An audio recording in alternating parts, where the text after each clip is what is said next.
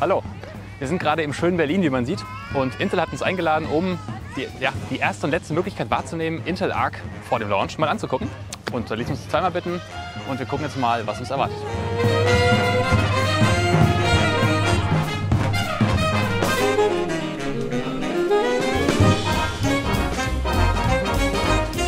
I used to speak German, but not anymore. Ich spreche nur ein bisschen Deutsch. Yeah, but maybe tonight, after some beers, I'll be able to speak a little more. Yeah, there are some German hormones in the beer. Is that right?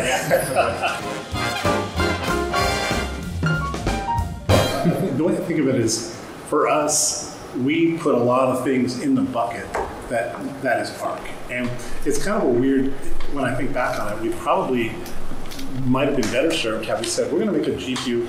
We're going to make a basic GPU. We're going to make a basic GPU first. We might have gotten that done sooner. But instead we said we're going to make a GPU that can compete with the best of the current generation of GPUs. That means it's got to have ray tracing, it's got to have XeSS, it's got to have good media. And so that grew our work list considerably, and that explains to some degree where we are.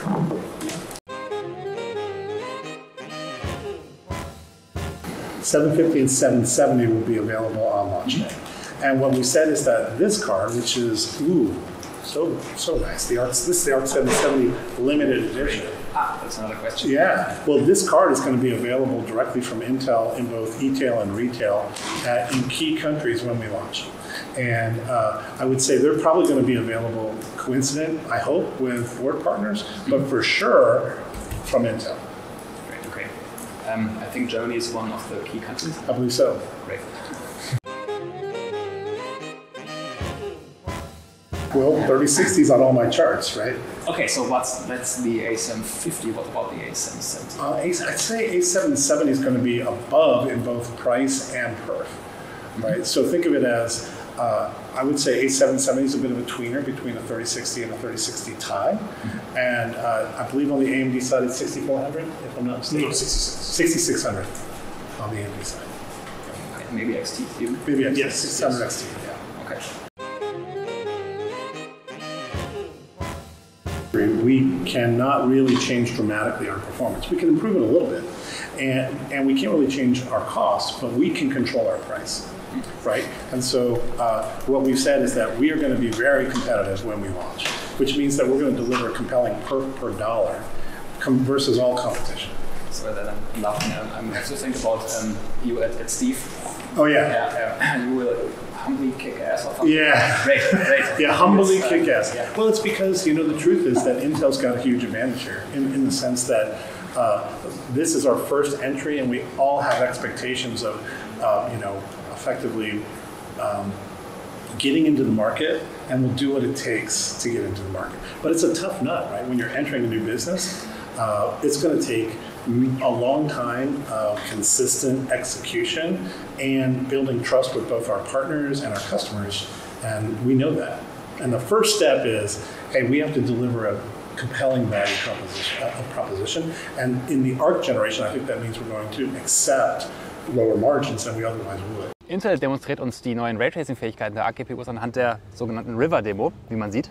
Und hier haben wir flüssig dargestellt, und ich weiß nicht, es sind gefühlt unendliche FPS, flüssig dargestellt, Raytracing-Reflexionen. Und ihr kennt ja das Problem von Screenspace-Reflexionen. Wenn ihr die Kamera, die mich gerade filmt, senken würdet, würden diese Bäume, die sich normalerweise in einem unrealistisch sauberen Wasser spiegeln würden, aus dem Bild gewischt werden. Aber hier ist es so, nicht nur weil das Wasser sehr dreckig ist, sondern auch weil die Raytracing-Reflexionen zum Einsatz kommen, wird das alles akkurat dargestellt. Es gibt auch eine sehr schöne Lichtreflexion auf der Oberfläche. Und auch hier, nee, Caustics gibt es nicht, weil das Wasser dreckig ist. Aber insgesamt sehr realitätsnah.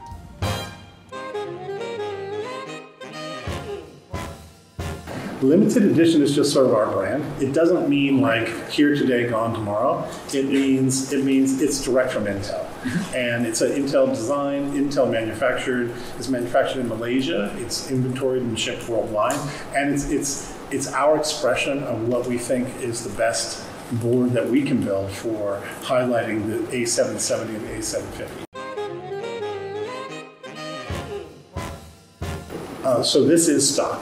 This is stock. Okay, so what the AIBs can, they can raise the clocks, the power limit. They can, yeah. The AIBs can develop their own SKUs, and they of course get certified through Intel. We check to make sure that all the clock specs are accurate and that the SKU makes sense. But they can do power overclocking, they can do margin overclocking. But we do certify certain characteristics. I would say ours is meant to be very, very, very light touch. Right, and it's really just trying to help everybody figure out how do you build differentiated SKUs, because it's actually kind of complicated. So we're not doing so much as pushing AICs or AIBs to a particular design points or price points.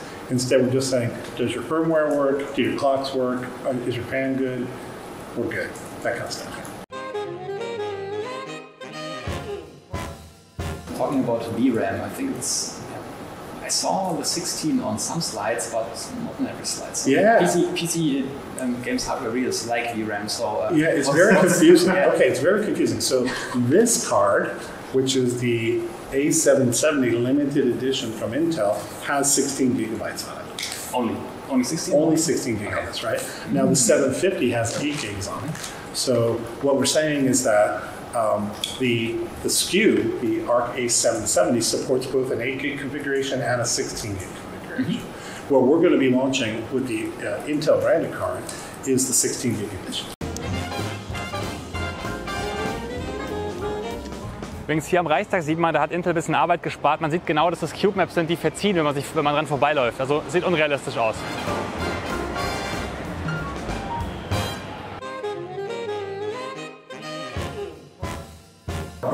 Our 16 gigabyte pricing is aggressive. How about that? What do we mean bad? No, I mean it's aggressively good. Aggressively good. It's you would not expect us to price the 16 gigabyte version as aggressively as we're going to. Okay, nice. And what's a high clock for a GPU today? 3 gigahertz. Who's running 3 gigahertz? Who's got that? Let's talk teraflops. How many teraflops does this? Ooh, teraflops. Yeah. Let's see. You want me to tell you peak flops, and you're just going to divide by clock. That's right. No, sir, I cannot play that game. I think we can say. Can we say above 2 gigahertz? Yes. We can say above 2 gigahertz. Ah, come on, it's more. It's more. It is. And it's above. Yeah, it's above 2 gigahertz. And then, can we say what the highest clock you've ever seen? No. I mean, we can. Right? We can, yeah. So we were playing with overclocking. Now, overclocking is not indicative of, obviously, every GPU. But I did think we saw, just for a briefest moment, but we probably don't want to say it because it's going to set expectations too high, right? But we saw some very high clocks. Okay, but still with the 2 at the... 2 is the bottom. 2 is the bottom, right? I would expect... Yeah, the one we saw still had a 2 at the front as well. Yeah, okay, still, yes, but it's pretty high. Okay. Raytracing Schatten, Punktschatten. RGB. RGB.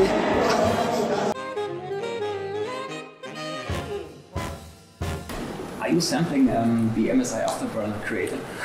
You know what? We have made our control API public. So if you go on, I think there's a GitHub repository for Control API, and that is effectively equivalent to NV API and to, I forgot what AMD's is called. But ADL, I think. Yeah, ADL. And that's what Afterburner uses. So it's kind of up to Afterburner, and I forgot the name of the original guys who did it here. There was Alex, maybe? Maybe? Yeah. Sidewinder, I think it's the name. Yeah, Sidewinder guy, yeah. But I think it's Alex, it's Sidewinder guy. Yeah, so I think he knows how to do it. And I haven't reached out to him yet about, hey, you should do an update to support ARC, but I will. I have a new tool coming that I think is going to be pretty competitive. Not with Afterburner, but just, there's a software genius that I hired who lives in Tokyo, and we've been working on how do you do a really good overlay? Like, what would be a really good overlay? It would basically be a high quality render that's done in kind of like a high performance mode. And so he's developed his own 2D rasterizer for overlays. It's really cool. TGP. Can you tell us the power for the GPU? For the GPU. So for GPU only? GPU only. for the reference cards. For this We got card, 3 cards in. let's see. So I think the way to think about it, we said 195 for this. I think so. Well, it's 225 board. 225 total board power. Also, let's confirm that the final I think it's The peak is 225. So peak is 225. Okay. Yeah. And I think it's 195 by stock, but we'll get you the real specs on that. There's a little bit of inaccuracy in the way we're reporting power today because of our actual measurement is on the output of the voltage regulator. So if you think about it, it gets a little complicated about what are we reporting and what are we saying. Our spec might be slightly different from what we're reporting simply because of that voltage regulator difference. Okay, so the numbers in ARC control are not. They're off by a little bit. I'm looking at whether to add an offset to those numbers to account for the fact that it's on the output of the voltage regulator instead of the input. But it's a small thing. So about the Intel branded cards, I can buy them everywhere you partner. Yeah, I mean, I think the way to think about Intel branded cards, we're going to be limited volume when we initially launch. And that makes just sense given where we are. We've got to make sure everything that we've done works for all of our board partners and all of our channel partners. And volume's going to build over time as we have success. So we're going to build a bunch. We're going to put them into retail and e-tail in our key countries. We're going to encourage everybody to get out there and get them in limited quantities. And if everything goes well as expected, there'll be more and more and more and more. We have plenty of GPUs. Can you talk about the AIBs that have confirmed to work with Intel? I can't. That is really up to the AIBs to decide when to talk about what they're doing. I can say that we obviously want to work with every AIB that is qualified to build a graphics card like this, and we've certainly engaged all of them. So.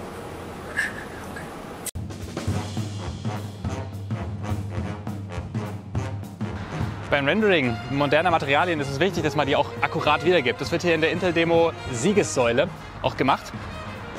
Genau, das ist fantastisch. Also man sieht nicht nur, das seht ihr von unten nicht, das werden wir gleich nochmal prüfen, die Reflexionen der Goldoberfläche, der Dame da oben.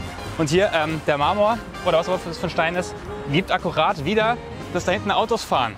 Das geht auch nur mit Raytracing, weil nicht im Screenspace, wird alles berechnet, ist super aufwendig und läuft dementsprechend nur auf der ARC A770.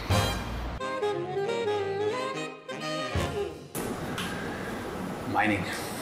Please tell us mining sucks on ARC. You know what? Have you done? No. Have you done? I've heard that there has been a report of A380 mining, and it wasn't great. But the truth is, I think these will mine, but I think I've already said I don't expect the perf per watt of this to be dramatically better than a 3060. So the perf per watt is probably actually a little bit below 3060, which means that if you wanted to mine, you'd be much better off getting a 3060. And I know that 3060 is relatively ungood at Ethereum. It's less than awesome, right? So I don't think we're going to be a very good miner.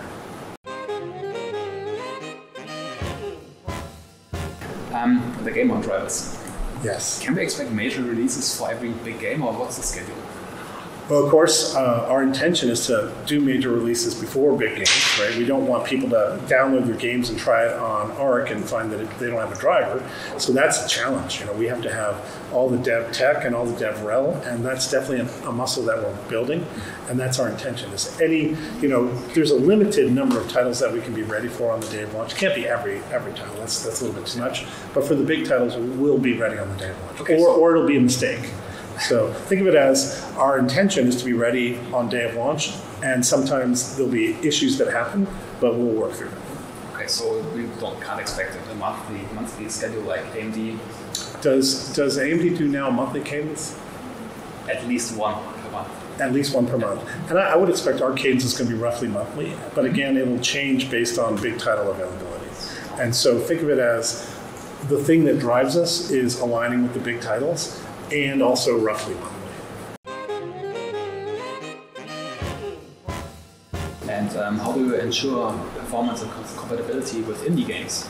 Oh, that's a tough nut, right? There's 10,000. How many? What's the latest number on Steam every year? Is it 1,000? I think it's 1,000 titles on Steam every year, right?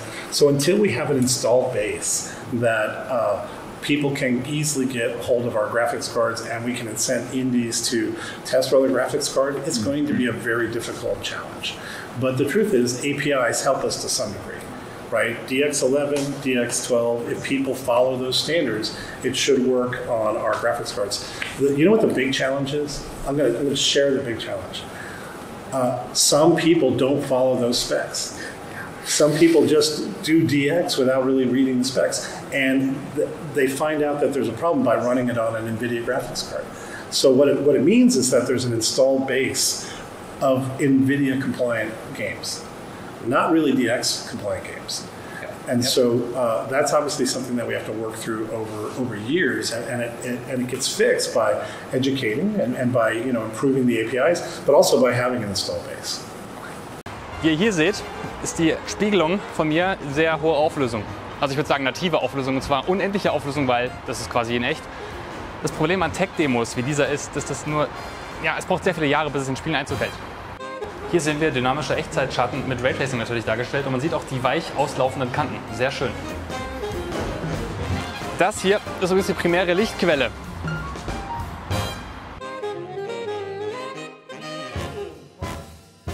Okay. Rebar. Oh. Nice topic. Yeah. What's the status? What's the status? Well, let's start off with, we have a special memory controller. And the special, and I mean that in kind of like the best possible way, right? It's very good at doing bursty transactions and less good at not doing bursty ones. So long transactions, it's very efficient. Short transactions, less efficient. Mm-hmm. So normally that wouldn't be a big deal, but it turns out that the way PCI Express works, and this has been the way it is forever, it generally forces writes from the CPU to GPU memory to be small transactions. And what turning on Rebar does is it says, hey, I'm a modern system, I've got a modern CPU, a modern GPU, let's let these transactions be big. And so we did not communicate clearly at the beginning that we need people to turn Rebar on. It's available in all of our current chipsets and all of our competitor chipsets, on all of our CPUs that have launched since Gen 10. But also maybe you have an older PC, like whatever, 2010, you'd like to upgrade your GPU. So these people, you have to tell, don't buy ARC. Yeah, it's definitely the case that ARC is going to be less optimal on older PCs. That's no question. Yeah, and it's true. Everything will still work, of course, but the performance impact, I think we've publicized, depending on the title, it can be big. It can be like up to 35–40%, right? Yeah. So at the end of the day, what I've told anybody is if you don't have Rebar on, probably ARC is not the right GPU for you. Mm-hmm. Now, that's probably not always going to be the case. I suspect that as we come from Alchemist moving forward to Battle Mage and Celestial, we'll revisit, is there a way to get a better behavior when we have short transactions? Okay, that's a nice info. So it won't change with Alchemist, but maybe it could in the future, but Alchemist definitely won't change. Okay. Now, there's work going on inside our driver team to make it less impactful, more close to what it's like for other GPU vendors. But that's a distant wish right now. Our best advice is if you have an older platform that doesn't have the ability to turn Rebar on, stick with another vendor. And we're also making sure that consumers are aware if Rebar is on or off on their system. Yeah, you'll see in future versions of our software messages coming out to say, hey, we noticed that you don't have Rebar on, we really think you should. Okay. Like a toast message. Yeah, like a toast. So it already can show, ARC control can show if Rebar is. Yeah, we want to make it a more proactive statement. Like during installation or during when you're every time you start a game or you just don't do it. Yeah. Or your system is too old. I would say that. But at the end of the day, we want to be transparent. Right? We want people to know. Yeah. Okay. And to be realistic, I think Battle Mage won't change it because it's already in production. Maybe not production, but I never say never on Battle Mage. We're definitely aware of the issue. It'd be best if we didn't have it, but it's a trade-off, right? What percentage of performance uplift do we get by having a memory controller that's optimized for bursts versus, would it be better if we supported all different memory transaction sizes?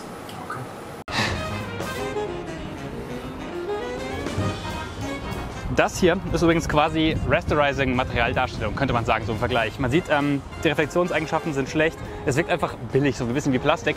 Während, wenn ihr euren Blick nach oben richtet, die Dame da oben, das ist Next-Gen Material, so wie in der Unreal Engine 5 zum Beispiel.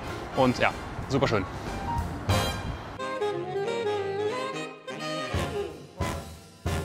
What about HDMI 2.1? HDMI 2.1. So right now, we are not HDMI 2.1 natively on the silicon. The silicon does not support, it supports HDMI 2.0, It's not. Okay. but the card supports HDMI 2.1 Yeah. through Pecan. So there's a Pecan on this card, and I don't know if you can see it. Well, you It's can't see fine. it. You'll see it on the board breakdown we do on the board breakout. But the Pecan basically takes in, I think, a display port. It's a display port. Yeah, and then outputs actually HDMI 2.1. Okay, nice trick. Yeah. And that's going to be up to, so if any add-in card partners, they have to decide if they want to integrate. It is on the reference design, but of course it's up to board vendors. will It's in decide. the reference, okay. Great. Yeah, I have another, maybe the last question about the launch date. So soon. Soon. With how many O's? It's How many O's? I would say, well, we want to meet our commitments, and that means it's got to be soon. Thank you very much. That was nice. Great to see you. Thank you for your time. Thank you for your time. Yes. Yeah.